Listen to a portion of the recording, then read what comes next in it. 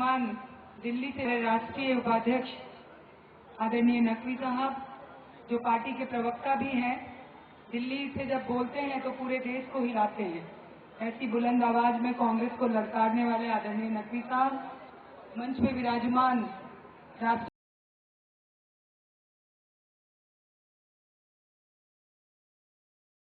विराजमान आपके लाडले नेता, बहुत ही पुराने वरिष्ठ भारतीय जनता पार्टी के नेता हैं।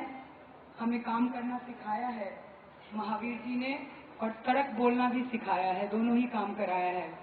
आदरणीय कैलाश जी मेघवाल जी, वो भी, इनके लिए तो कई बार वोट मांगने आपकी गलियों में हम लोग भी आए हैं। मेघवाल जी को याद होगा कि नहीं मैं नहीं जानती, लेकिन कई बार इनके चक्रों में आपकी गलियों में घूमी हूँ।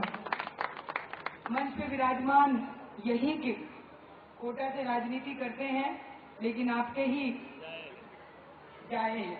ऐसे आदरणीय भवानी जी, प्रदेश के महामंत्री आदरणीय सतीश जी, मानवेंद्र सिंह जी, लक्ष्मी नारायण जी, और इस यात्रा के प्रभारी अभी जो आपके निवाई के आदरणीय टीटी साहब, मंच में विराजमान सभी भारतीय जनता पार्टी के नेतागण और यहाँ उपस्थित निवाई के नागरिक बंधुओं, माताएं, बहनों।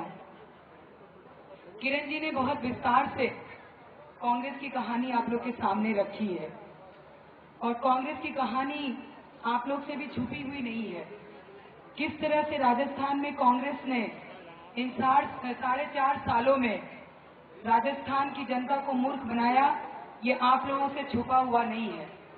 लेकिन आप लोगों को याद दिलाना चाहती हूँ कि अभी राजस्थान का जो मुख्यमंत्री है उसका नाम अशोक गहलोत है। प्लीज आप लोग शांत रहिए, प्लीज प्लीज। भाई साहब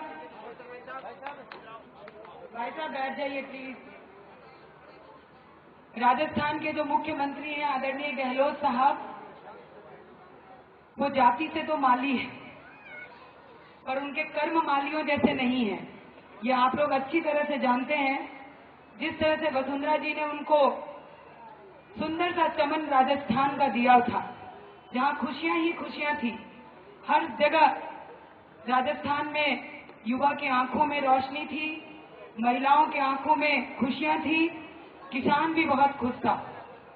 लेकिन उस जादूगर ने पूरे राजस्थान को अपनी जादूगरी के जाल में फंसा के भारतीय जनता पार्टी के शासन से मुक्त करा के कांग्रेस का शासन ले आए। लेकिन इन 4 सालों में आप लोगों ने देखा कि जादूगर की जादू का क्या हाल हुआ। जादू में तो आप लोग फंस गए, लेकिन मुख्यमंत्री बनते वो सब जादूगरी खत्म हो गई। न गांव में बिजली पहुंची, न किसान के खेतों में पानी पहुंचा, न महिलाओं को खुशियां मिली, न युवाओं को रोजगार मिला। सब दर दर भटकते रहे, और 4 साल तक तो हमारे मुख्यमंत्री कहाँ रहे ये भी किसी को पता नहीं। जब कभी समाचार पत्रों से पढ़ते सुनते तो मालूम चलता कि वसुंधरा जी के बारे में लगाए जा रहे हैं, जो जी में आया है बोले जा रहे हैं, वसुंधरा जी वसुंधरा जी। अरे राजस्थान के मुख्यमंत्री जनता ने आपको बना दिया, अब वसुंधरा जी का रट क्या लगा रहे हो? 4 साल तक वसुंधरा जी को रोज सुबह शाम उठते बैठते गाली देने वाले मुख्यमंत्री को आप लोग याद रखे होंगे। पर जब हमारी यात्रा निकली, वसुंधरा जी स्वराज संकल्प यात्रा लेके निकली, तो उनको ध्यान आया कि अरे ये क्या हो रहा है। और उनकी सभाओं में जनता ने आके जब राजस्थान का तस्वीर दिखाया कि राजस्थान की क्या स्थिति है, दिल्ली में बैठ के राजधानी जयपुर में बैठकर जादूगर रोज बड़ी बड़ी बातें करता है, लेकिन गांव में तो कुछ भी नहीं पहुंचा, आपके शहर में भी कुछ नहीं पहुंचा, तो उसको घबराहट हुई। तो वो भी एक संदेश यात्रा लेके निकले।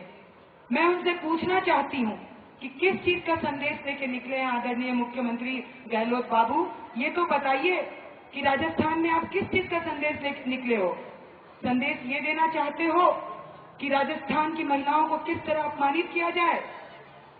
राजस्थान की सम्मानित महिला, कभी भी राजस्थान का यह इतिहास नहीं रहा था कि किसी भी पूर्ववर्ती मुख्यमंत्री पे इस तरह के घटिया आरोप लगाए जाए। वो 4 साल तक आपने रोज पानी पी पी के हमारी वसुंधरा राजे को गाली दिया, उससे भी इनका दिल नहीं भरा। राजस्थान की बहनों की असमत लुटती रही, पर हमारे मुख्यमंत्री ने कभी 2 बोल भी नहीं बोले। और आज तो कमाल ही हो गया, आप लोगों ने पता नहीं समाचार पत्र पढ़ा या नहीं पढ़ा, लेकिन आप लोगों को बताना चाहती हूँ कि आपके यहाँ के ही एक लीडर हैं कांग्रेस के, आपके ही जिले के हैं, जिनका नाम अशोक बैरवा है, जिनके मंत्रालय का नाम है बहुत ही अच्छा, जो समाज के लिए होता है वो मंत्रालय। और आप यही सटा हुआ जिला है, सवाई माधोपुर, टोंक, सब भाई भाई हैं, उसी जिला के हैं वो। और बहुत अच्छा विभाग है जिसमें समाज का कल्याण होता है। आप लोग को जानकर आश्चर्य होगा कि उस मंत्री के मंत्रालय में दुख भी होगा कि किस तरह से मूक बधिर बालिकाओं के साथ इज्जत लूटने का काम हुआ। और किसके द्वारा हुआ? 1 साल से ये हो रहा था।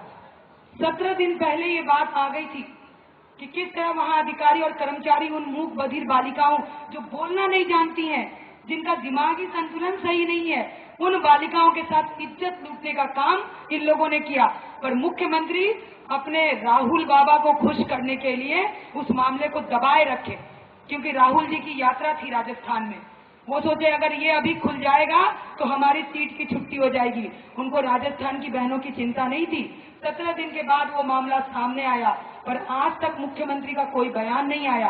अभी भी चूड़ियों की बात करने वाले मुख्यमंत्री से पूछना चाहती हूँ इस मंच से कि चूड़ियों का मतलब समझाने वाले मुख्यमंत्री, ये बताइए कि बहनों के अस्मत लूटने का मतलब क्या होता है।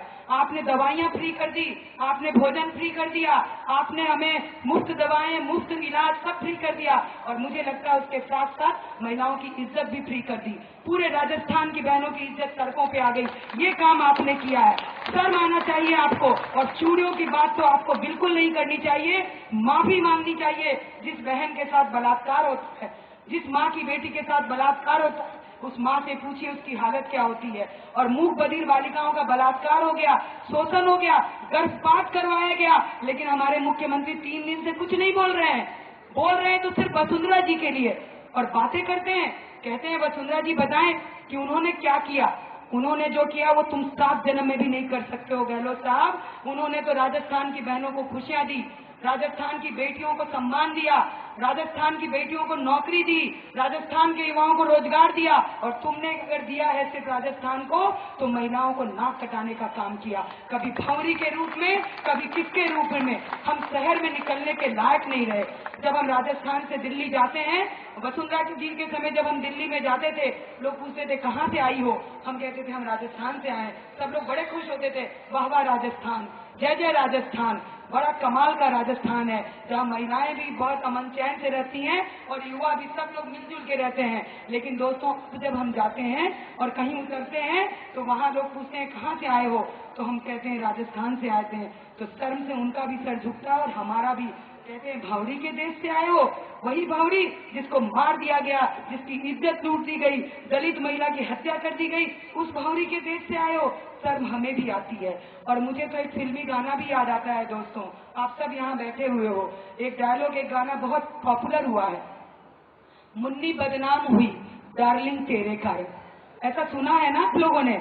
मैं ये बहुत गंभीरता से बात कह रही हूँ, लेकिन मुझे तो ये लगता है कि राजस्थान बदनाम हुआ गहलोत तेरे कारण। मुन्नी तो डार्लिंग के लिए हो गई, पर राजस्थान को बदनाम कर दिया इस गहलोत ने, और इसकी सजा उसको मिलेगी। और सजा देने वाले जनता जनार्दन आप लोग हैं। जो माँ बहनों की इज्जत करना नहीं जानता है, उसे कहीं भी आराम नहीं मिलता है, न धरती में न आसमान में। जिन्होंने महिलाओं को अपमान किया है, इतिहास गवाह है, उसे कोई नहीं माफ करता। और वक्त आ गया है कि उनको भी सजा दीजिए। हमें कहने की जरूरत नहीं पड़े। आपने वसुंधरा जी का भी राज देखा और इस गहलोत का भी राज देखा है। तुलना कीजिए और फिर वोट दीजिए। बहुत बहुत धन्यवाद। जय